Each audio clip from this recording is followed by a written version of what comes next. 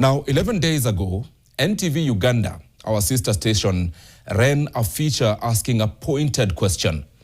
Is General Muhoozi Kainerugaba above the law? Tonight, he appears to have answered. Uganda's Chief of Defense Forces and son of President Yoweri Museveni has ordered the indefinite shutdown of the nation media group's entire Uganda operation. NTV Uganda, Spark TV, The Daily Monitor, KFM, Dembe FM, all dark tonight. Their premises under military siege, their managing director being hunted. The East African region's press bodies say this is one of the gravest assaults on media freedom in the region's recent history. Meanwhile, Nation Media Group Uganda has this evening released a statement. NTV Weekend Edition this Saturday. This was the last live news broadcast from NTV Uganda on Saturday evening. Just after midnight, soldiers moved on the Nation Media Group headquarters in Namuwongo, Kampala. By 5 a.m. Sunday morning, NTV Uganda and Spark TV had gone dark. KFM and Dembe FM fell silent. Staff inside were told no one enters and no one leaves. The orders did not come through Uganda's Communications Commission, nor through the Media Council established under the Press and Journalism Act. It came through X from a man in military uniform. General Muhoozi's X account feed reads like a thriller script. Just over a week ago, NTV Uganda aired a feature asking whether General Muhoozi Kainerugaba had become Uganda's untouchable lawbreaker, examining his prolific and provocative social media posts, from threats against neighboring countries to remarks targeting opposition figures, and asking whether he had placed himself above the law. In a sequence of posts through the night and into Sunday, General Muhoozi announced, escalated, and celebrated the shutdown. At 1:02 Sunday morning, he said NTV and Monitor are being shut down from today. Minutes later, he says both NTV and Monitor will not reopen without my permission.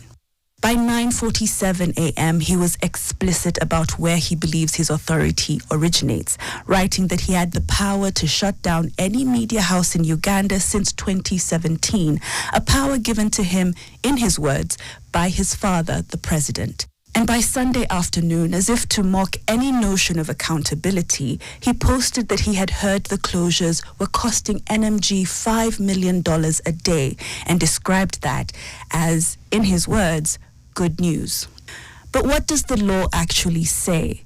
Uganda's own constitution is ambiguous. Article 29(1)(a) explicitly states that every person shall have the right to freedom of speech and expression, which shall include freedom of the press and other media. Article 41 provides the right to seek, receive, and impart information. And Articles 44 and 45 protect media freedom and prohibit any derogation from those protected rights. The Press and Journalism Act of 1995 further specifically protects the freedom of the press, outlining the rights and responsibilities of media organizations.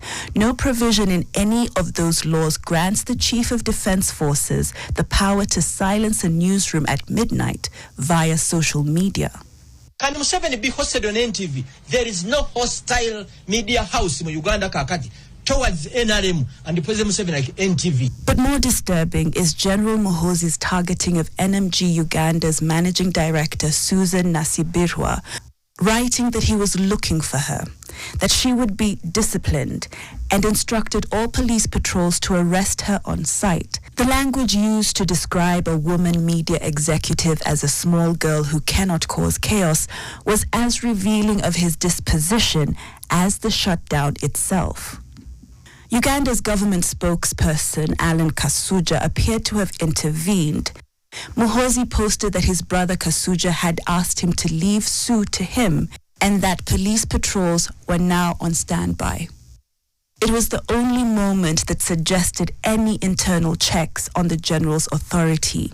The region's press bodies have not minced their words. The Eastern Africa Editors Society called the shutdown a grave assault on press freedom and the public's fundamental right to receive information, urging the African Union, the East African Community, and the African Commission to press for the immediate restoration of press freedom.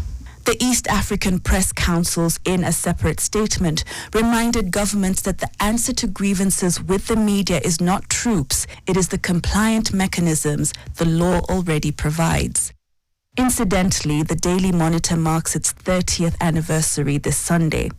For a station that dares to ask the tough questions, like if General Muhoozi acts as if he's above the law, it turns out the answer is yes, at least for now. Catherine Omwando, NTV.